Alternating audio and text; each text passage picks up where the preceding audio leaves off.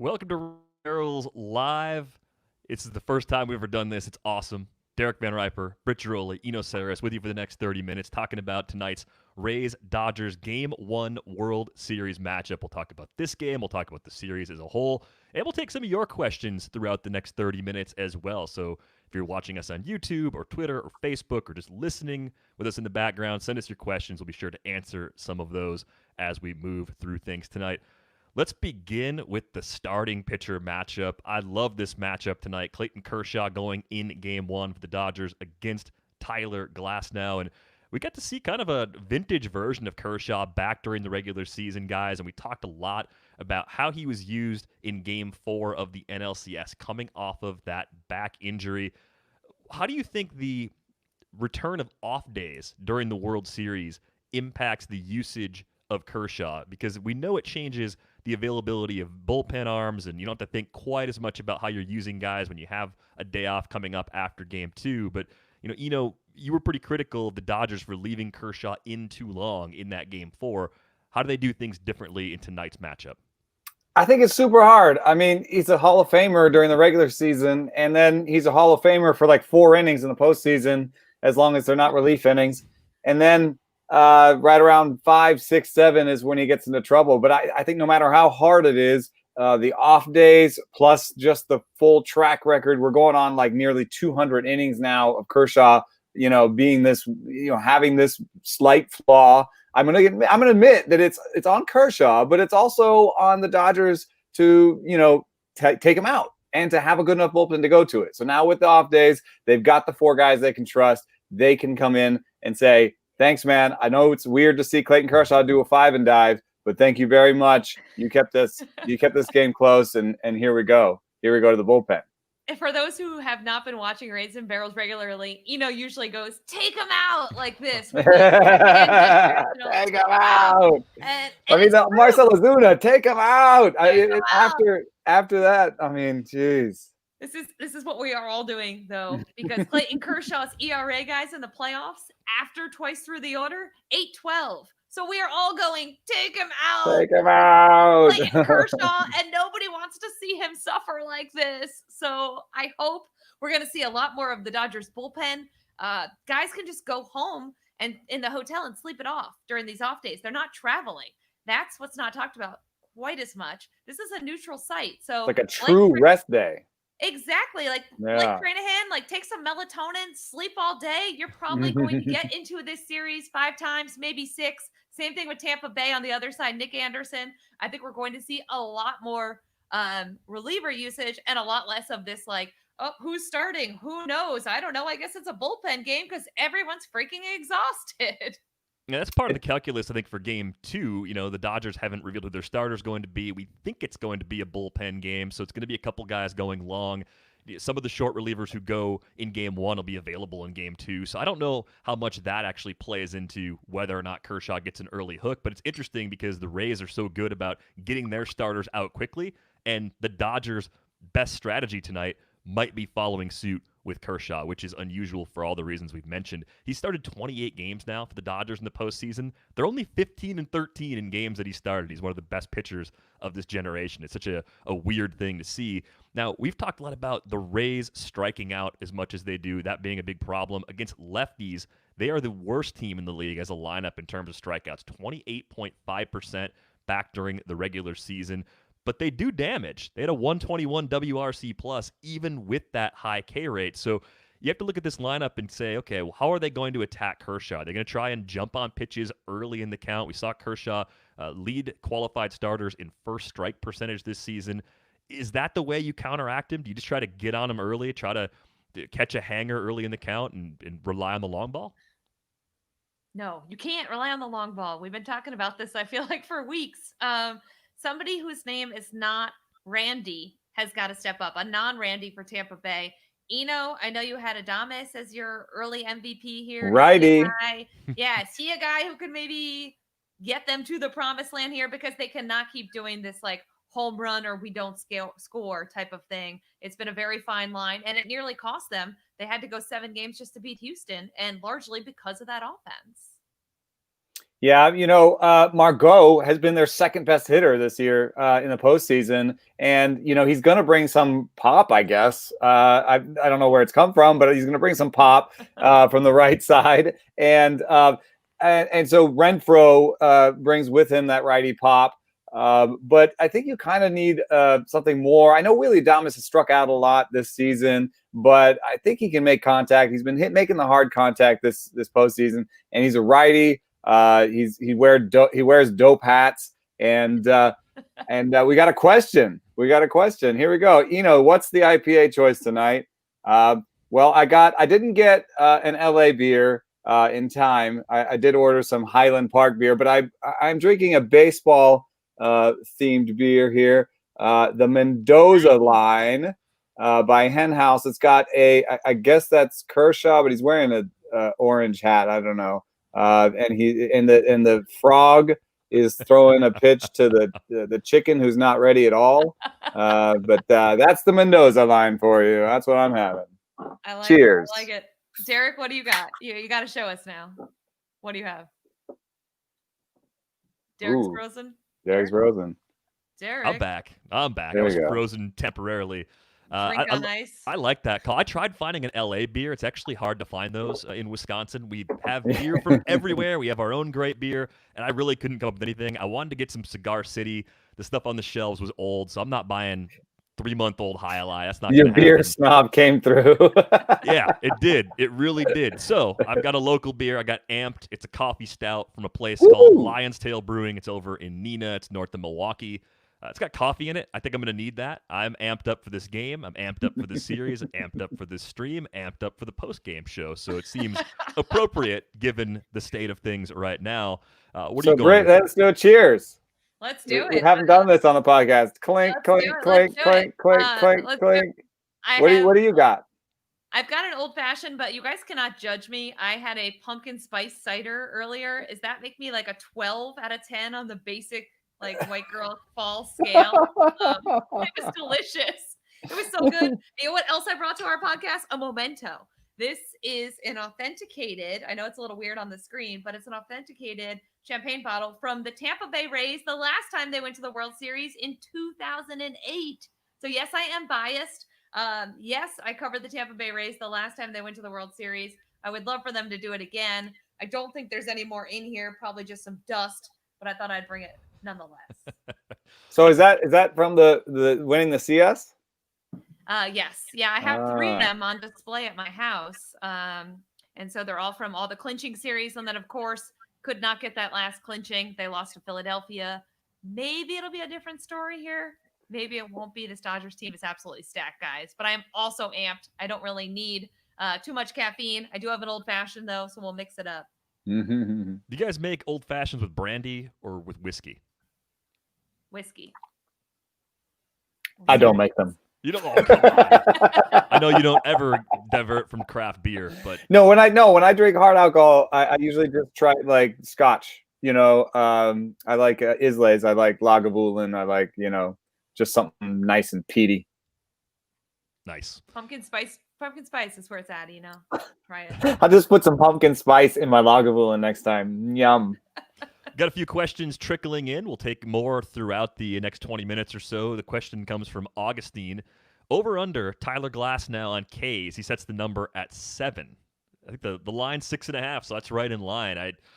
You're getting Ks from Glasnow. He's probably going through the lineup twice, and then depending on the situation, most likely getting out of there. So where do you fall on that one?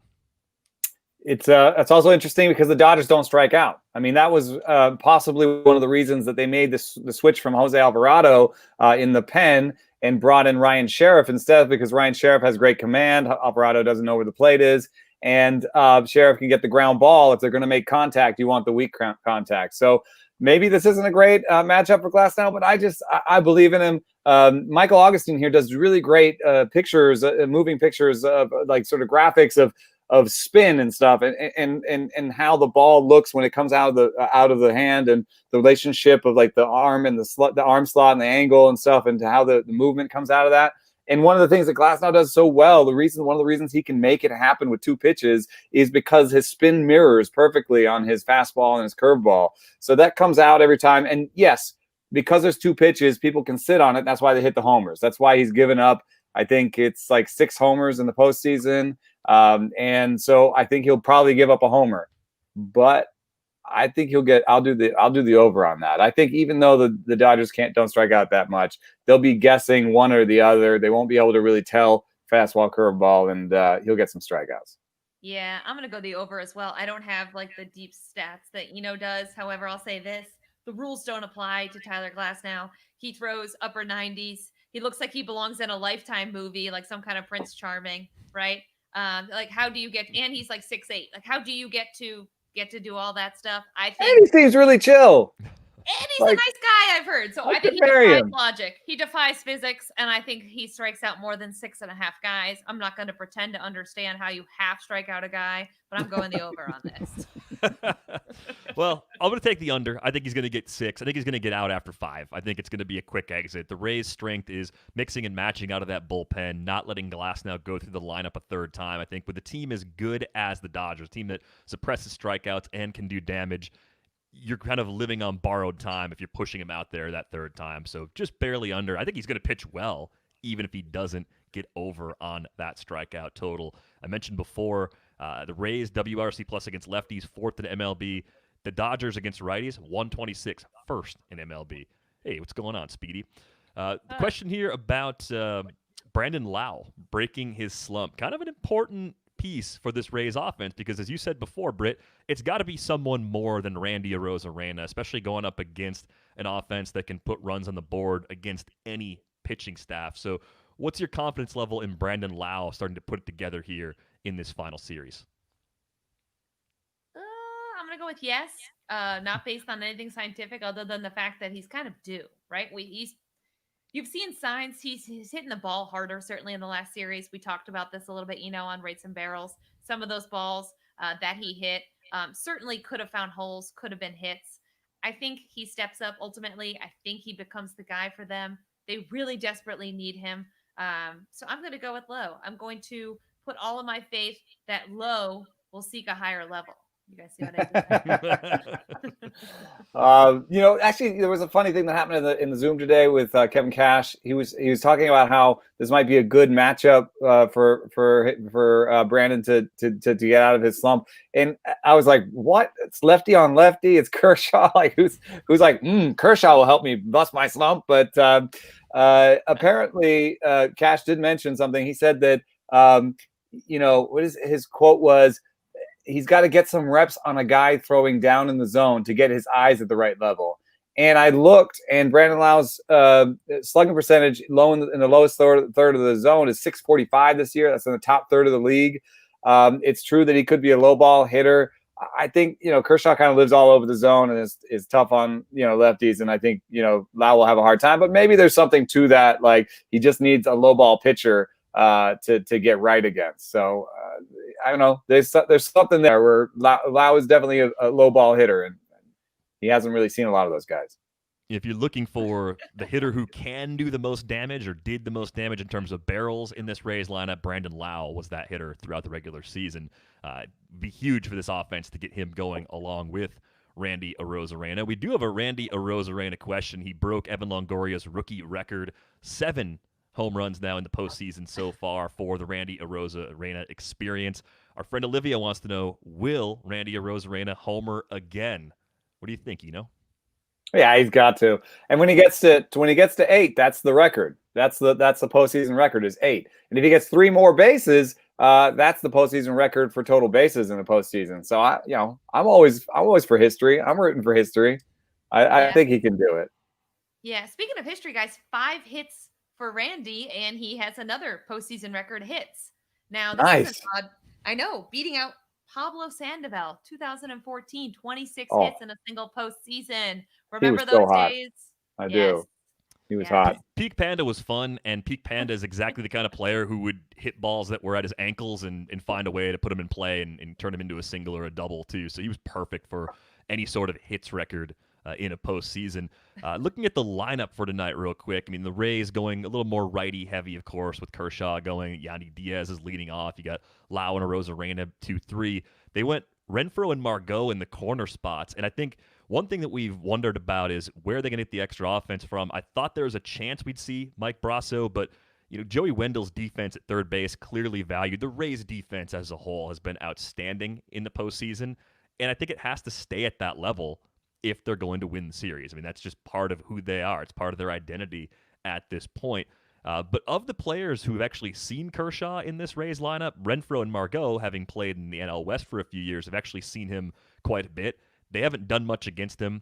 I am not a batter versus pitcher splits guy at all. The one thing that really caught my eye looking at the StatCast page is Hunter Renfroe hits the ball hard against Clayton Kershaw. So even though he hasn't had a lot of success, he's got like 1 homer and 27 at-bats, I think he could do a little bit of damage. He could be kind of key in the heart of that order tonight. Yeah, I'm glad you said Renfroe. He had a bunch of key at-bats for them, I feel like, during this postseason already, and he's not a guy we mentioned earlier. When you think about Tampa Bay has to get going, you go through the line, and he's not one of the first 4 or 5 guys you mentioned. But if he's able to have these good at-bats, I'm curious, guys, if they get to Kershaw early, if they start to rattle Kershaw, what's plan B for Dave Roberts? We've already said Kershaw's not going the third time through the lineup. His ERA in the postseason skyrockets over 8. Well, what if he has trouble in the third inning? That, to me, is how the Rays end up stealing this game 1, is if they can piece these good at-bats together. And guys like Renfroe are going to be key to really toppling him early. And then we get to see the underbelly of the Dodgers bullpen. Underbelly drink. That's a requirement for sure. Comes up a lot. But yeah, let's take a question here about Austin Meadows. He, of course, not in the lineup. Chris Blessing wants to know, does Austin Meadows break out? And he has had a quiet postseason, had the oblique injury coming in. I think he's going to be important in the matchups against righties because he is supposed to be one of their best offensive players. If we went back to the beginning of this season and said, who's the most likely Rays hitter to do damage this year, Austin Meadows would have been the first name that came to mind.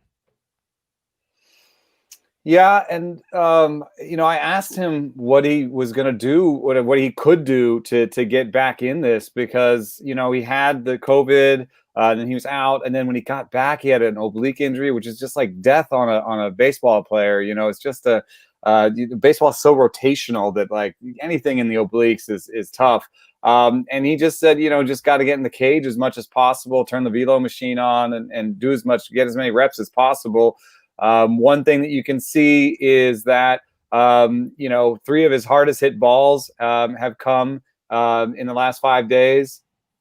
And they were all outs. He hit a 99 mile an hour out, 101 mile an hour out, and his hardest was on the 17th. He hit another out that was 107.6. So I usually use exit velocity as a sort of a health metric when I'm talking about in season. I want to look at how they're doing most recently. And when I see that exit velocity, I see that they're healthy and they're doing well. So I think he's healthy.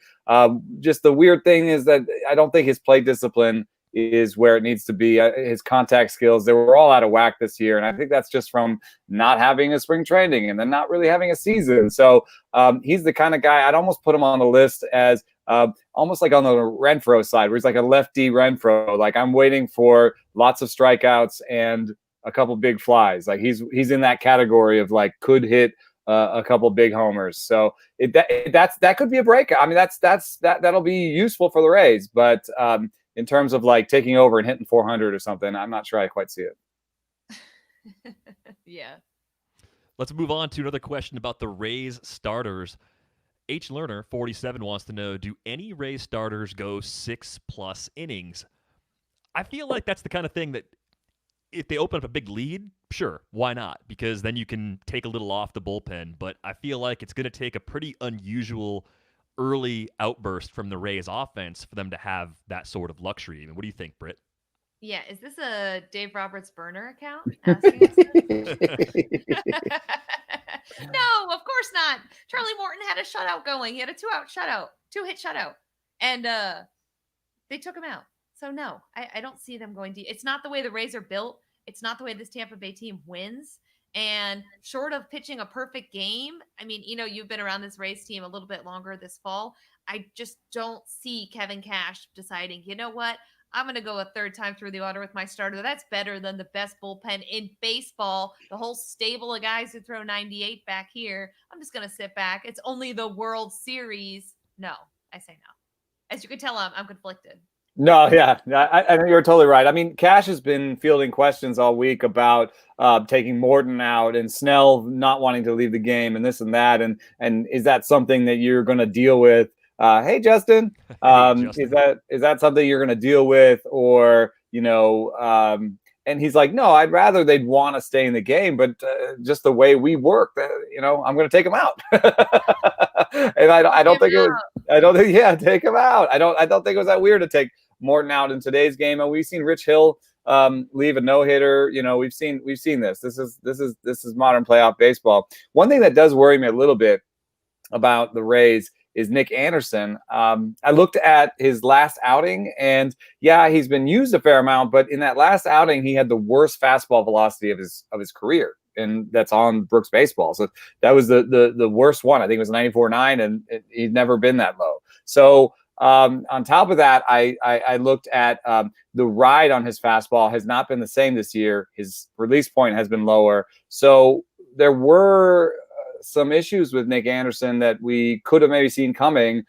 He's gotten 2 whiffs on the fastball in this postseason. 2. And that's usually a 96, 97 mile an hour thing with ride at the top of the zone. So there's something there with Nick Anderson. And I don't think he's necessarily going to be a 2-inning guy. I think they're going to try and just get 3 outs from him a bunch, rely on somebody like Pete Fairbanks to get 4 or 5 outs and kind of mix and match the other guys. I'm not sure that they want to go to Nick Anderson in like a 1 or 2 run game for 6 outs. I think that there's enough there. Their dorks can see it if this dork can see it.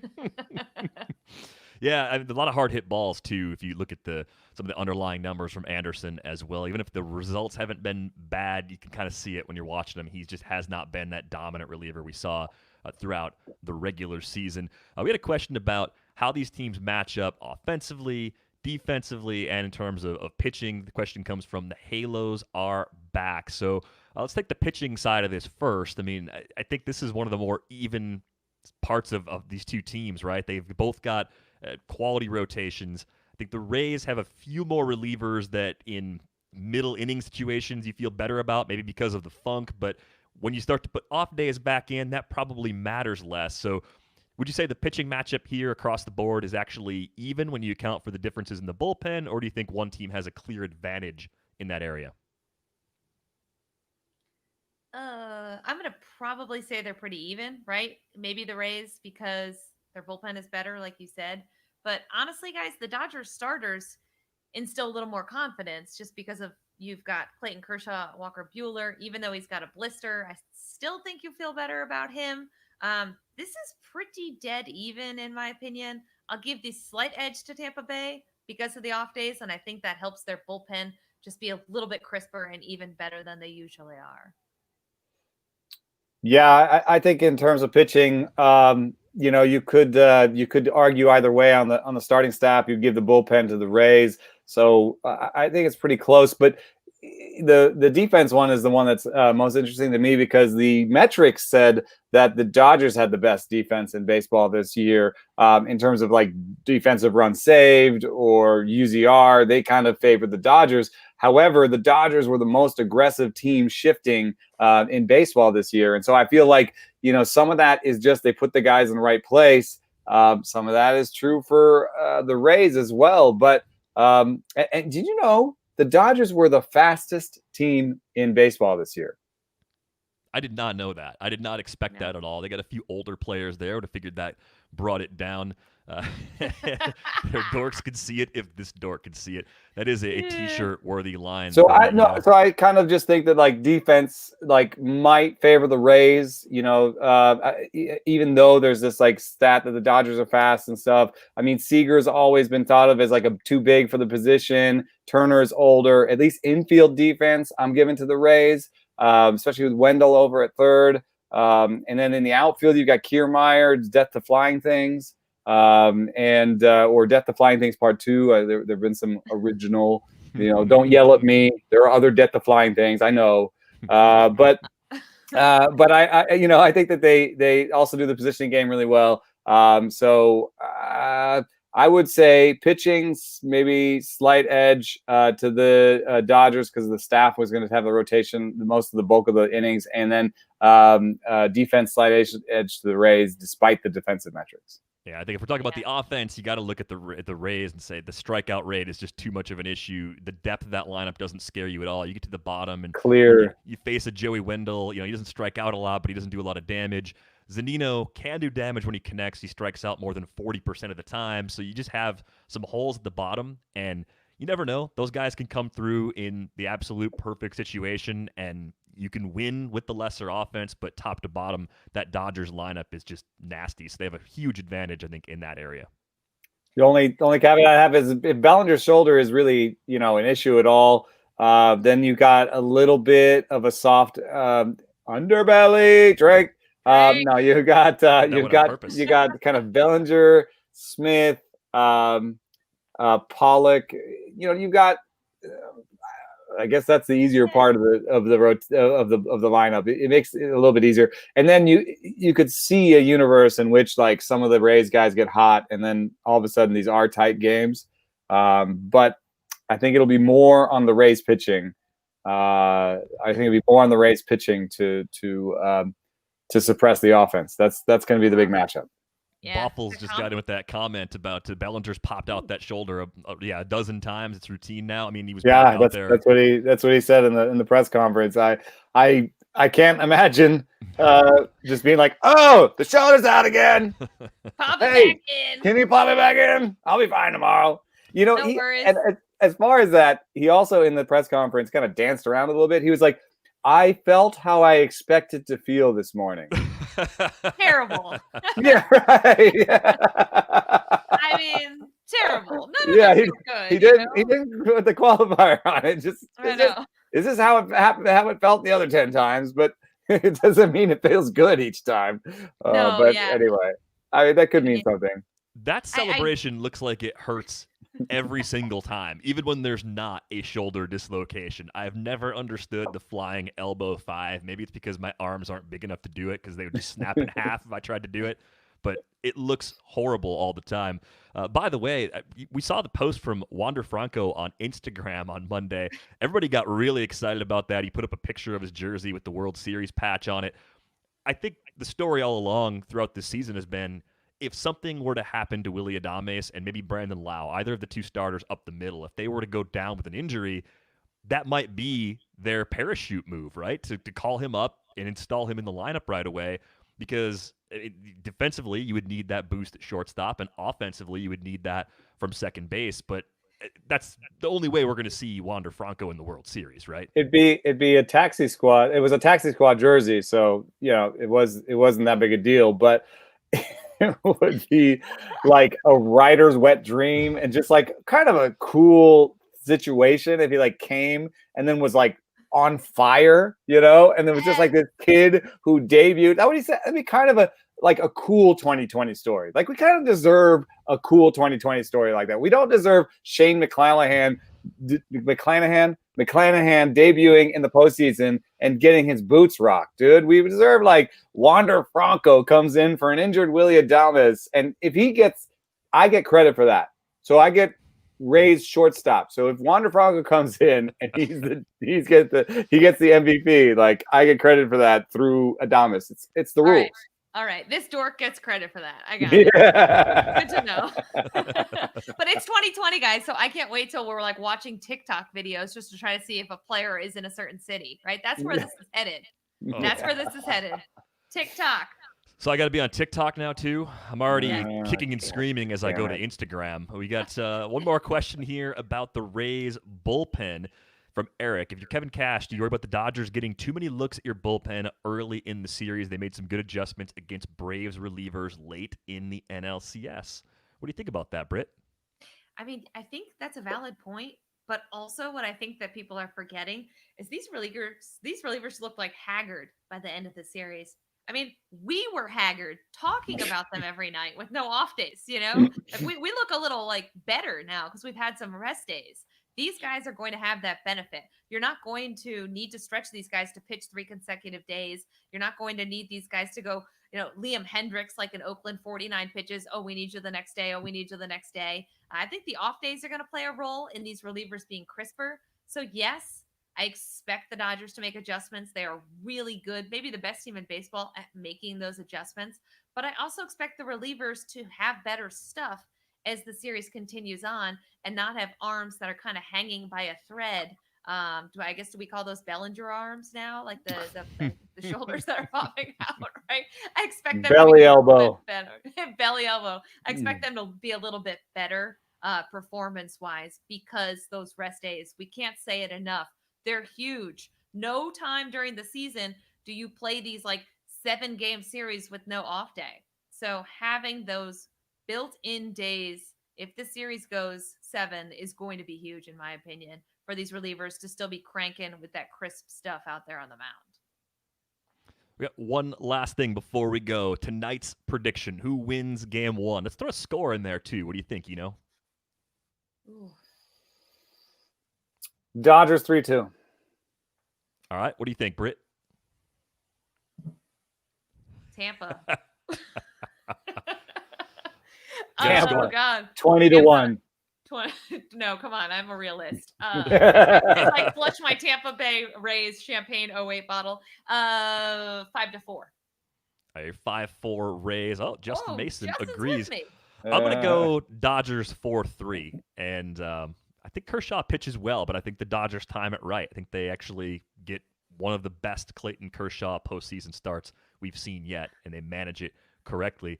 Hopefully you guys have enjoyed this. We're about a little less than 10 minutes away from first pitch. If you're not already a subscriber to The Athletic, you can get a subscription for $1 a month at theathletic.com/ratesandbarrels. It gets you Britt's articles, Eno's articles, all the great stuff we have about the World Series and for other sports as well. Be sure to subscribe to the Rates and Barrels podcast feed on Apple Podcasts, Spotify, or wherever you like to listen to pods to get our post-game episodes as well.